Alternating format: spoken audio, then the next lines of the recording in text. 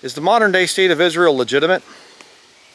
Well, let me play devil's advocate here for a minute, because there's a lot of people out there and they'll talk about the Rothschild influence and the Balfour Declaration and all the other stuff that proves that the modern day state of Israel is not biblical Israel and all this other stuff. And a helicopter coming. You can hear that? They're coming for me. If I get shot up or something here, spread the message, okay? Flying over my property. Can't even see me, I'm under the trees.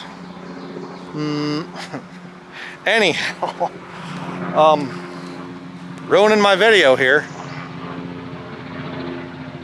There he is. Okay, he went over. He's going to leave me alone. But what about the modern day state of Israel? Is it legitimate? Because it was founded by lost people and whatever else, and they certainly hate the Lord Jesus Christ over there. Some of them don't, but a lot of them do. So is it legitimate? Well, let's play devil's advocate here for a minute, and I will say no. It's not the legitimate nation of Israel of the Bible and whatever else. It's not legitimate because, you know, there's nothing about the I don't even know how these people come up with this stuff. The return of Israel or something to the land. Yes, there is. The fig tree prophecy. Israel is likened to the fig tree back in the book of Isaiah. You know, a lot of these people are so ignorant of the scriptures, and then they come out with all these false things of replacement theology and whatever. But getting back to the subject, is Israel legitimate? Okay, we'll go with no. All right. What would be the legitimate nation of Israel? A nation of saved people coming back in the end times, or somehow whatever? No. Again, how does that even fit into Scripture? The fact that the nation of Israel has come back in unbelief, that fits into Scripture. Ezekiel chapter 38. The Bible says about that the Jews have persecuted Christians and things. They both killed the Lord Jesus. And they please not God. They're contrary to all men. The wrath of God has come upon them to the uttermost. Well, how does that work if it would come back in belief? No, the nation of Israel has to come back in unbelief. They have to come back rejecting Jesus Christ as their Messiah. That's the whole point of the book of Revelation. Jesus is revealed to the nation of Israel. Not that hard to figure this stuff out, unless you're into the whole preterist, historicist. There's a whole bunch of dumb heresies out there. And again, well, everything happened in the first century. Everything happened in the first century. Okay, do you realize that Israel was not a nation in the first century? They were under the Roman captivity. That's why the Jewish leadership, the Sanhedrin, if you will, they came to Pontius Pilate and they said, you know, we want you to crucify Jesus. And he said, take him and judge him according to your law. Say, well, see, they had laws. Yeah.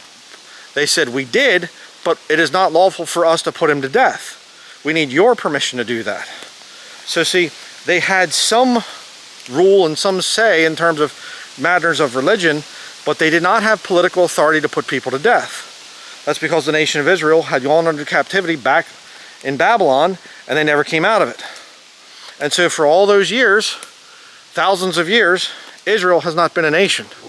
Now all of a sudden, Israel's a nation again, just like the Lord Jesus Christ prophesied. He said it would happen. And when you see that fig tree prophecy coming to pass, then you know that summer's near. You know that, hey, the leaf is on the tree. It's been reborn. This is a hazelnut right here. Hazelnut. You come and you look for some nuts on it. Crazy nuts. This one doesn't have any.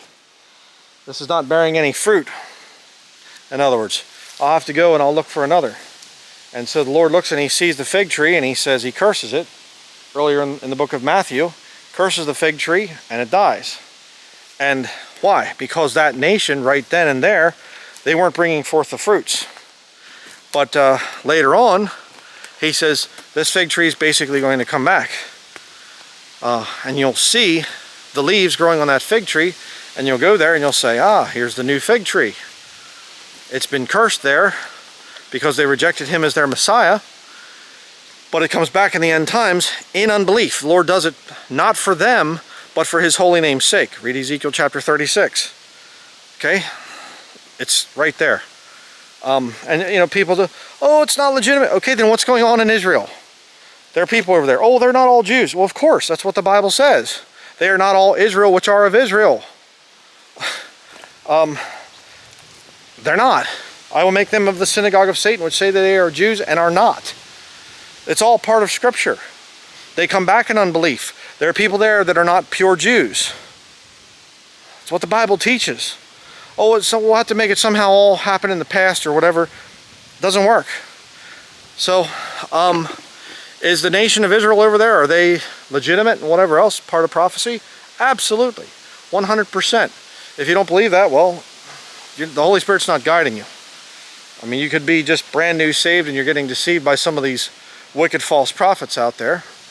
I'll give you some grace for you on that. But if you're really falling for it, you're teaching it or something like that, you're not saved. I can just say that very simply.